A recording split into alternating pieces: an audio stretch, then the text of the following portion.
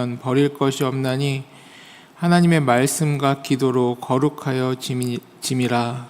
아멘. 우리가 신앙생활을 하면서 경건이라고 하면 무거운 침묵, 금욕 또는 세상과 동떨어진 모습을 생각하게 됩니다. 하지만 오늘 본문에서 사도 바울은 그 고정관념을 버리고 있습니다. 경건은 예수 그리스도라는 신비에서 시작해서 3장 뒷부분의 설명이고요. 식탁이 밥그릇으로 완성된다. 4장 초반에 이러한 구조로 경건을 설명하고 있기 때문입니다. 오늘 말씀을 통해서 거룩의 의미를 다시금 배우고 삶으로 묵상하는 시간이 되기를 바랍니다. 먼저 3장 16절입니다. 크도다 경건의 비밀이여 그렇지 않다 하는 이 없도다. 그는 육신으로 나타난 바 되시고 영으로 의롭다 하심을 받으시고 천사들에게 보이시고 만국에서 전파되시고 세상에서 믿음 받으시고 영광 가운데서 올려지셨느니라.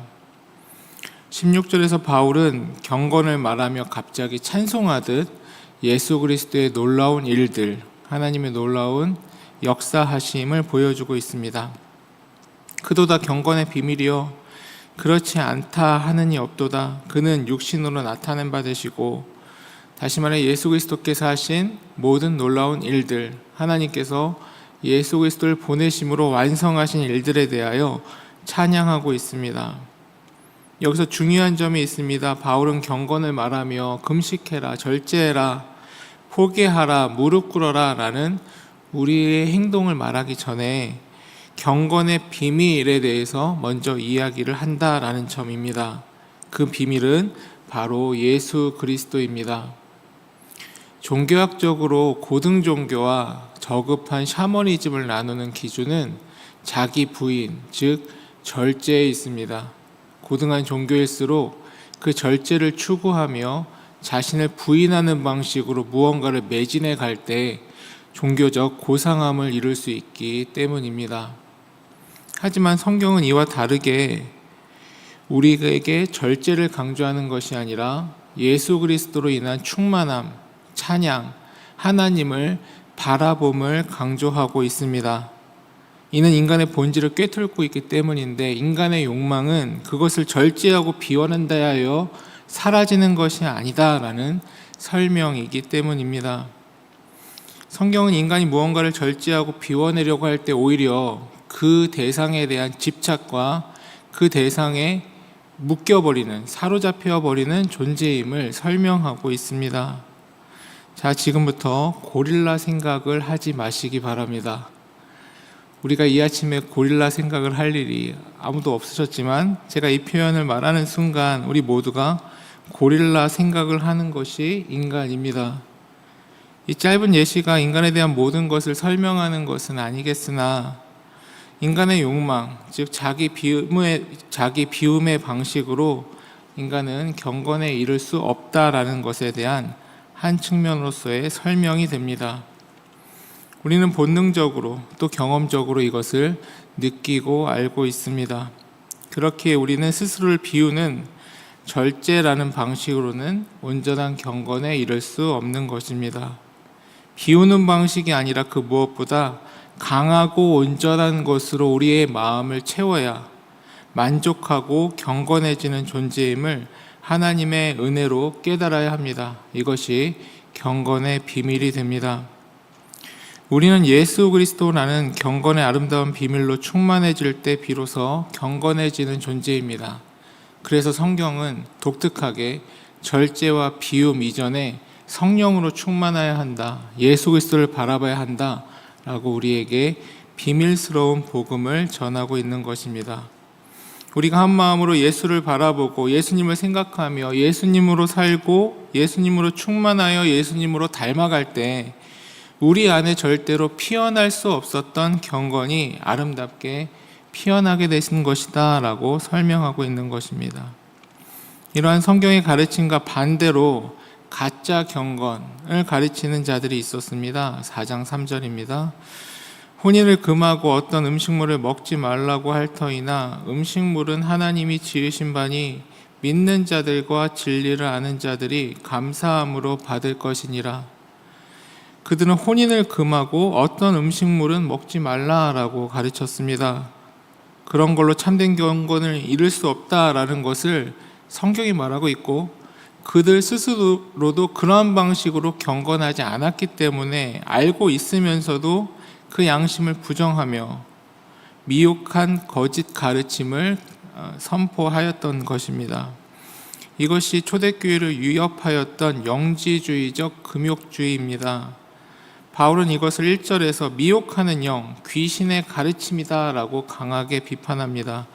왜 그렇습니까? 그들의 겉모습은 거룩해 보일지 몰라도, 거룩을 추구해가는 것처럼 보일지 몰라도 그들의 속내는 하나님의 창조를 모독하는, 하나님의 원칙을 깨버리는 교만이 들어있었기 때문입니다. 하나님께서는 보시기에 심히 좋았다라고 말씀하시며 가정도 주셨고 우리에게 온갖 아름다운 먹을거리들도 주셨습니다. 그런데 인간이 자기 기준을 세워놓고서 이것은 속되다, 이것은 더럽다라고 자신의 방식을 만들어내는 것, 그것이 교만이고 그것이 죄된 모습이다라는 설명입니다.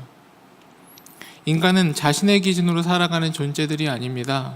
하나님의 기준에 우리가 의탁하는 존재인 것이지 내가 선과 악을 분별하는 존재가 아니다라는 설명인 것입니다. 이것이야말로 가장 경건하지 못한 태도이자 죄의 본질입니다. 참된 경건은 하나님께서 주신 이 모든 것, 삶의 자리, 세상이라는 곳에서 도망치는 것이 아니라 그 자리에서 겸손히 하나님을 받아들이고 인정하는 것이기 때문입니다. 바로 우리 각자의 삶에서 하나님을 받아들이고 하나님의 방식에 내가 의탁할 때 그 자리에서 경건이 피어나게 되는 것입니다. 그렇다면 우리는 이 세속적인 세상에서 어떻게 거룩하게 살아갈 수 있습니까? 4절, 5절입니다.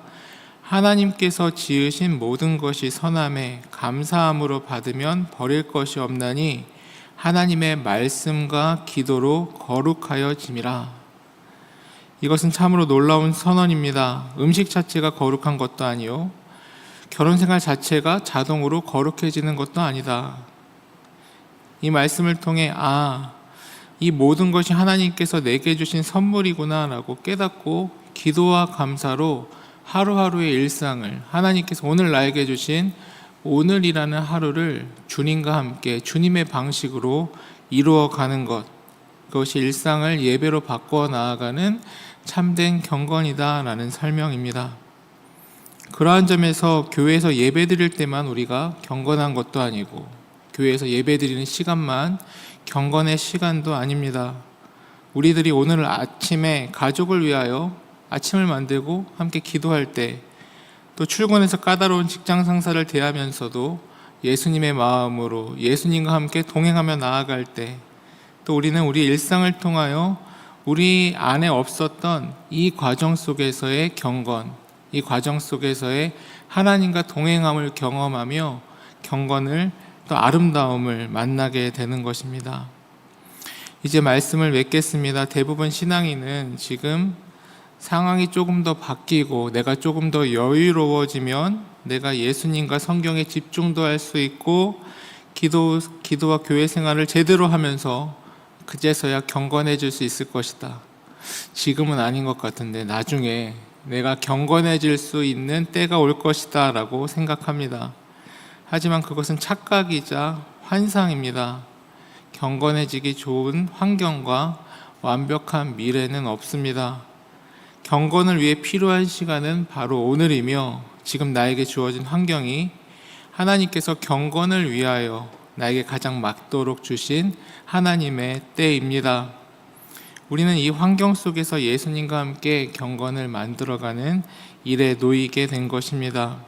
오늘 말씀과 같이 예수 그리스도의 비밀을 우리 마음에 품고 또 삶의 현장으로 예수님과 함께 걸어 들어가는 것, 이것이 진짜 경건인 것입니다. 오늘 하루 교우님들께서 마시는 커피 한 잔, 그렇게 만나는 사람들, 일터에서 처리해야 될 업무와 서류들, 집안에서 벌어지는 다양한 일들, 이 모든 것을 감사함으로, 또 예수님을 바라보며 믿음으로 받으시기를 바랍니다.